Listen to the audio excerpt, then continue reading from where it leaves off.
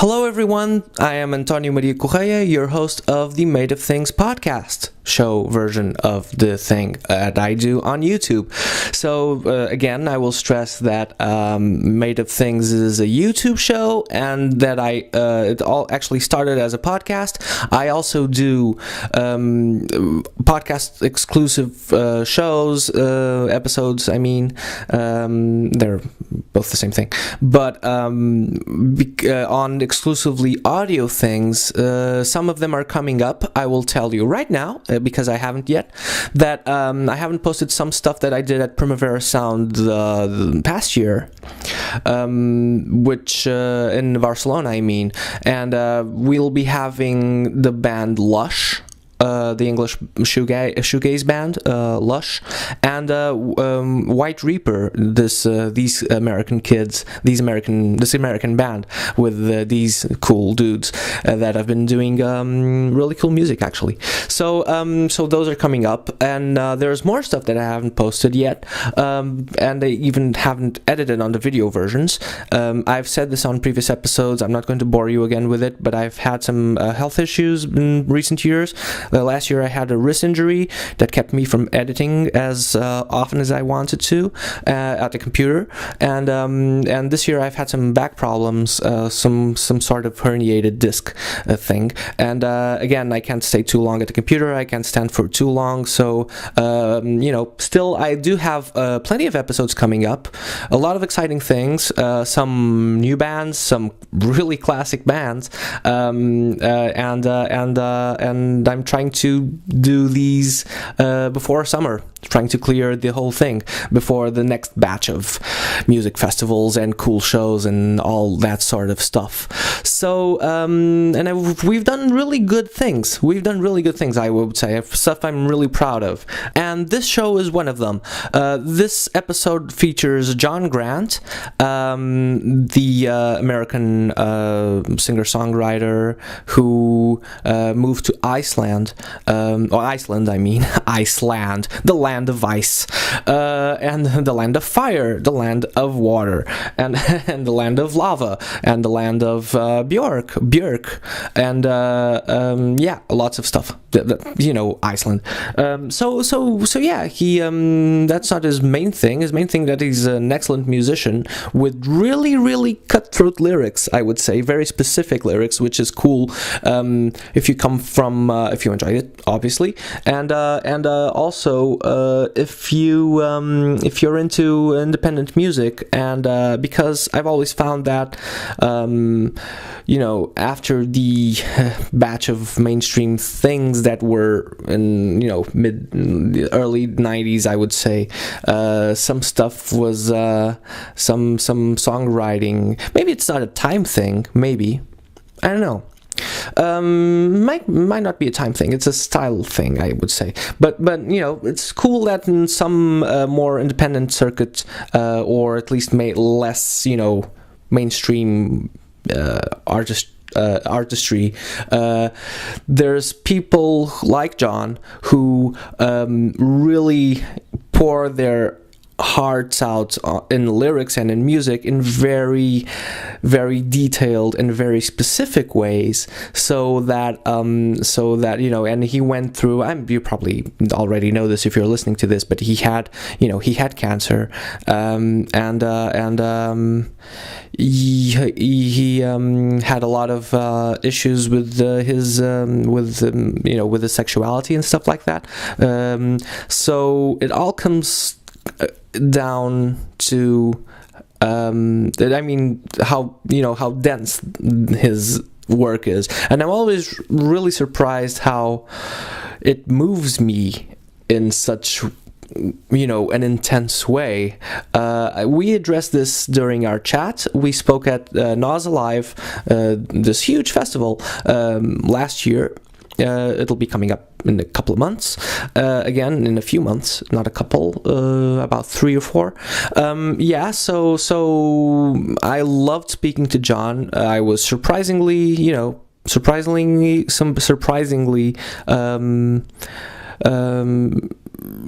I try to connect with people on this show whose work I admire. So, and in this way, I try to make it as much as I can about the connection and giving this, or trying to make it come across to people watching or listening to the show, so that they get a sense of the person and the person's sensibility and the person's intelligence, like an extension of their artwork. That's, without being too pretentious, that's really what I'm trying to do. So when everyone who's on the show is someone who I in one way or another admire, sometimes extremely, most of the time a lot. As I'm not a well-known musician. I'm an amateur musician,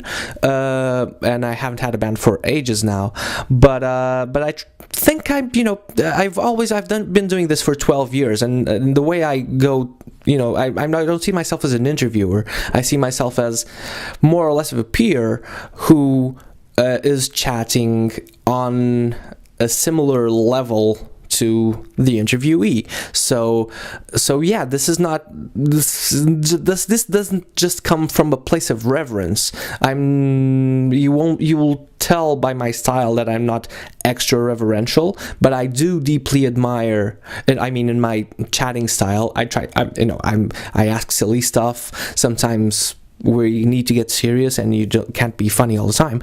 But this is meant to be an entertaining show. So yeah, we try to have fun, and musicians and artists in general enjoy outputs of creativity, and enjoy having these fun chats. Like, most of the time, interviews that not most of the time, but really often, interviews that I do, or episodes that we record with these chats with people, and with hugs, and that's something you don't really see, and but that's I think a sign of people really enjoying it, and that really warms my heart as a professional, so and as a human being, really. So, because we tried to connect, and I think we did this on this episode with John Grant. We speak about Madeline Kahn. I'm a huge comedy buff. I love Madeline Kahn, rest her soul, and yeah.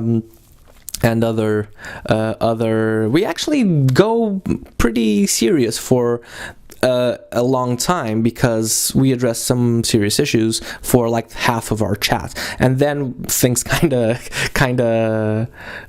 become kind of crazier along the way, and we have fun. John and I had fun. I hope you have fun as well listening to this. Don't forget, I'm not going to sign off later after this interview, after the interview portion, so I'll just say that guys, we are on social media such as obviously YouTube, which is the main show. If you're listening to this and haven't watched the video interview, please do. It's the video episode. It's on YouTube. John Grant, Made of Things, and we're also on Facebook. We have a Facebook page. We're also on Twitter with Made of Things Pod, and on Instagram I post stuff of that I'm not doing this exclusively on my own, but we post stuff up there on Instagram that shows that we go to in real time and stuff like that. So yeah, please enjoy my conversation with John Grant at Nos Alive. Enjoy. Oh, and come back for more. We'll be posting a lot more content. We'll be posting lots more episodes soon, so we have plenty coming up, so I hope you enjoy and keep coming back, and subscribe to everything that I give you, my sweeties.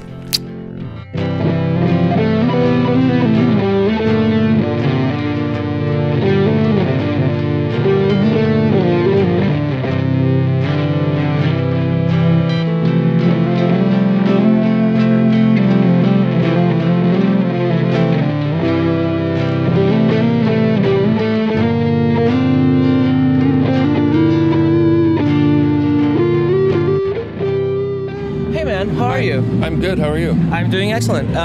Thanks for taking the time to talk to us. That's my pleasure. It will be even greater, I believe, in a few seconds. Starting now. No, but actually, I should start off by saying that I was aware of you and that you had quality material and quality albums and stuff like that, especially with Pale Green Ghosts. But then you went on Comedy Bang Bang and I heard your songs and they totally hit me, and I was like, this dude is amazing. This has just amazing lyrics and the melodies are gorgeous. But first, how was it like being on Comedy Bang Bang? Because it's usually a very odd show. Yeah, it was strange, but I'm a big fan. Yeah, I didn't know about Comedy Bang Bang. And then after I was on it, I kept hearing from people like, oh, you were on Comedy Bang Bang, that's so amazing. Exactly. And so but being on the show was a great thing. I love comedy and I love weirdness, and so it's perfect for me, actually. I felt a little uncomfortable because I didn't exactly know what to do, Yeah. I wanted to sort of participate more, but it was hard for me to be myself in that context. Sure. Because you sort of need to put on a character or something, Sort of, yeah. But they just wanted me to react to these people as myself, I'm saying sort of. I've never been on Comedy Bang Bang, obviously, but I've interviewed Meryl from Tune Yards, and she told me that I felt she was on the show too, and she felt it was very strange that you're a musician and you're not supposed to be funny, but then you can be funny, but then they're being funny for you, so you don't know really what your role. Did you feel the same? I felt the same way. Yeah, exactly the same way. Yeah. And dude, there are children who have cancer. Yeah. So all bets are off. I can't deal with that. I can't compete with that. Whoa! I mean, come on. That I cannot listen to that song, I think, without getting teary-eyed. Yeah. It's really, and the melody is gorgeous. And people, you're welcome. And have people not been supportive of you, or have there been any dickheads that have not been supportive of you? Because that's what it sounds like. Like, oh, dude, I have this, so I know. Well, yeah, I think I had a really difficult time being gay, growing up gay in the environment that I grew up in. It was a very religious environment that teaches that homosexuality is wrong. So then if you realize that you are homosexual, then you sort of have to leave everything that you know and thought was important to you, and it's scary. And there was constant threat of attack, when I was young, but I didn't even know I was gay then, so there was just a lot of negativity surrounding being myself. So I sort of learned I guess I never really learned to shut up, Okay. But I think I tried to fit in, but I couldn't fit in. Do you know what I mean? Yeah, sure, of course. But then I think, you become an adult and you get some perspective, and you have to keep reminding yourself that there's some people going through really, really difficult things. Especially, I can't think of anything much worse than, children being molested, or children having cancer, or children being, having violence done against them, killed, So I think that's a good way to get perspective on those days when, if you're feeling sorry for yourself, or you think nobody has it as bad as I do, you need to think about things and remember that it can usually be a lot worse. Yeah. No, sure. Yeah. Everything has its own perspective. But at the same time, with that song, I wanted to say, but you are also important. Your problems are important too. Exactly. Because you don't live in, you don't live in a third world country. You live in this country, and you live in this city, and you are surrounded by these people, and you have these problems, and there's nothing you can do about that either. So you have to deal with your own reality too. But I think it helps to just keep perspective, but also remember that your shit is important too. Yeah. I was gonna have a good balance, you know. Absolutely, because who's to say that? Obviously, you can't put yourself in someone's shoes and know what if they're dealing with something that's absolutely horrible. You don't know. But then again, who's to say who feels things in different ways? I mean, who feels things the same way as you do? Maybe something that's very common. It seems like a common problem might affect them tremendously, right? Right. Like it can be totally deep and psychologically hurtful, I guess. Yeah. Yeah. Well, absolutely. I mean, and it's all about individuals, and you don't know how people react to different things. So, I think the message of the song is be kind to yourself, but have perspective too, because there's a lot of craziness going on out there, and a lot of pain, and you're not alone. And as an artist, like putting yourself out there as hard, as intensely, aren't you like writing your own fate in terms of what you're going to deal with from now on? I mean, because you have to deal with that lyric, for instance, forever now. Yeah, but I mean, I enjoy singing that song, so No, I hope so. I love singing that song because I felt like when I wrote it, I felt like I was expressing something that I always wanted to express in a very specific way. Yeah. Something that's difficult to express. So I feel when I sing that song, I feel like I'm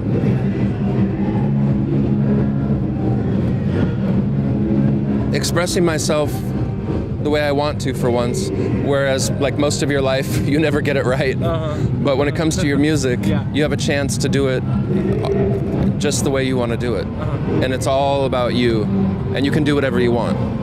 So, but yeah, sometimes it's good to have that freedom, It's great. I mean, sometimes, if I wrote a song about a specific person, like a negative song, like saying fuck you or something like that, sometimes when I sing it on stage, I just won't think about them anymore. I think about, because there's plenty of assholes around to choose from, So I mean, just think about somebody else, It's pretty universal. Yeah. It's pretty universal. Yeah. And just like when people ask me, some people say, people have sort of, like said to me, Iceland has saved you, or you've said that Iceland has saved you, and it has been very good for me at this time in my life.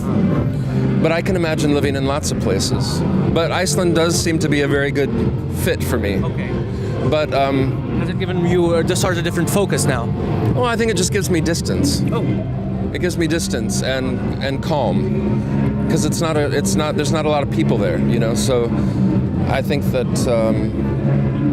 They're mostly in France right now because of the euro, actually. Yeah. Exactly. Or they were, Funny and true. They were, until now. But funny and true. Actually, like a third of the country was at the stadium or something. Yeah.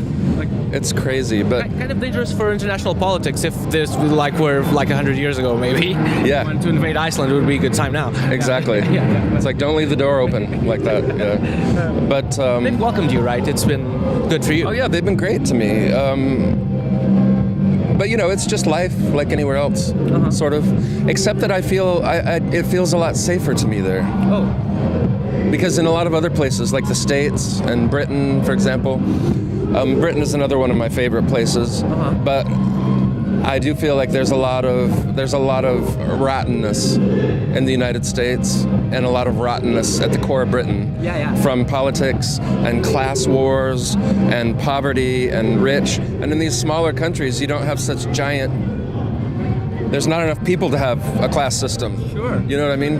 So in some ways they're more civilized, I would say. The society is more, accepting of the humans that are there with them in that space, right? I mean, in the States, you can be shot in the head with a gun anytime, anywhere. For doing nothing. For existing. Really. Just for existing, or walking across the street, or looking at somebody the wrong way, so it's always possible. Yeah.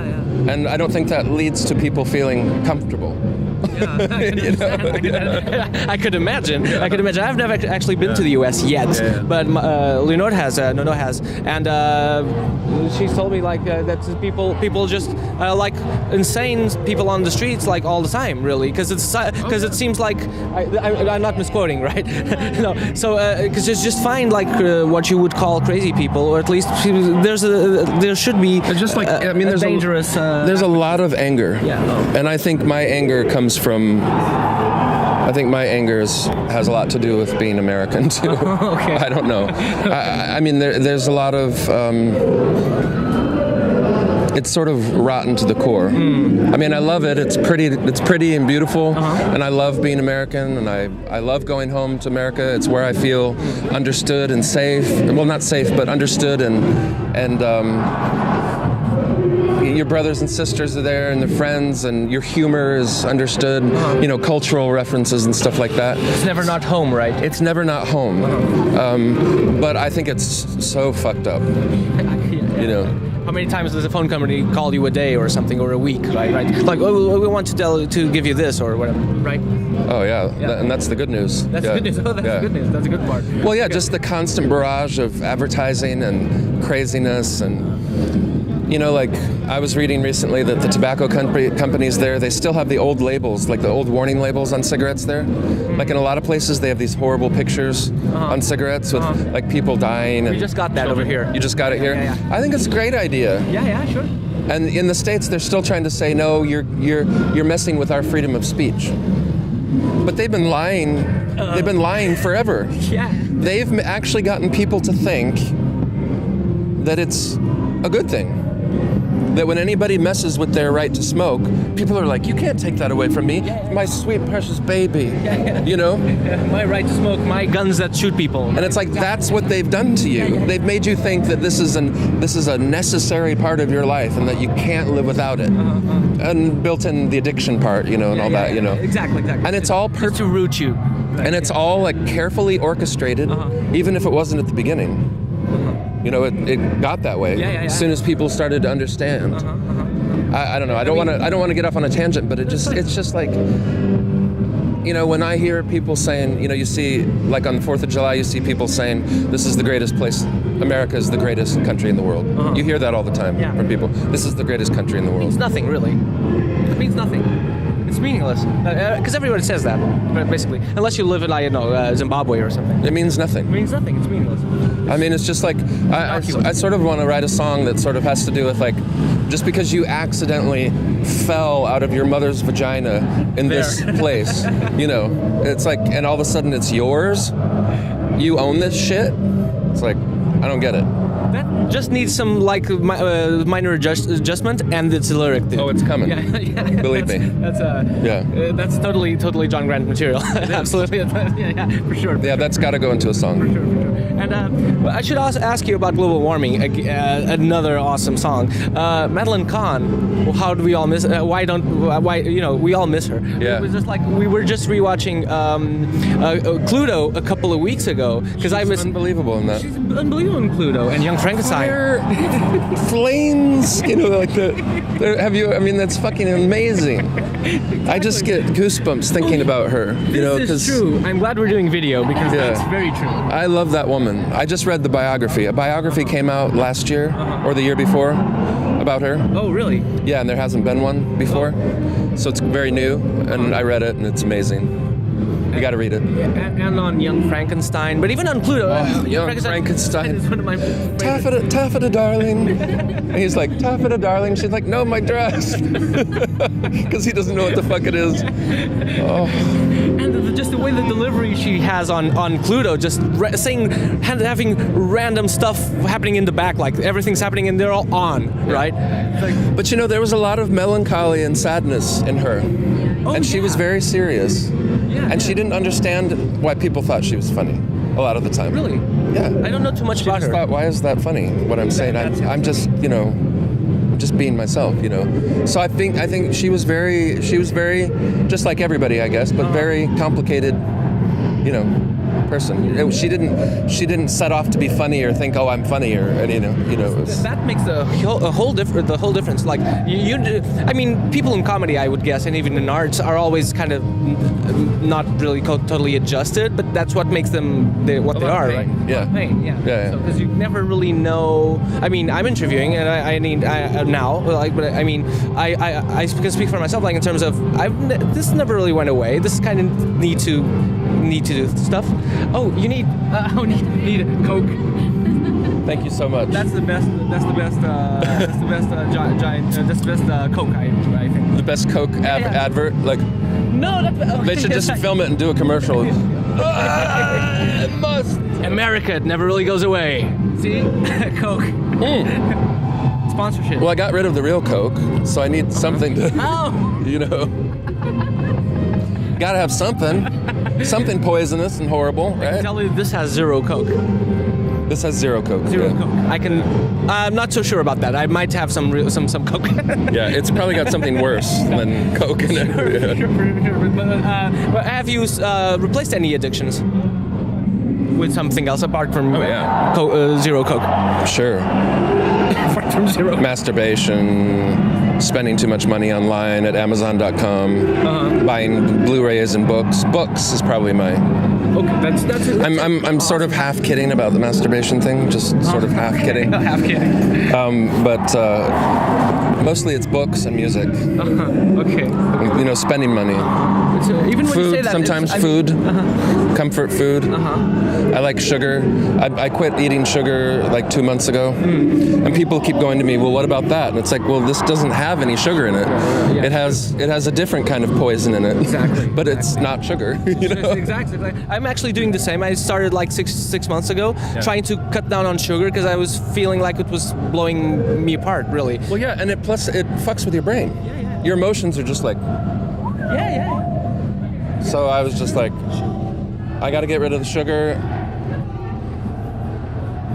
Who is this? I'm not sure. I think there might be a revolution going on out there. They're trying to probably. I don't know. There's the dangerous words. That's because time constraints. Yeah. Okay. One last thing then, because you're speaking to a lot of people today. So I'm just going to ask you. Okay. So this is for a show called Made of Things, also a podcast, also on video. So the thing is, I haven't quite understood the podcast thing.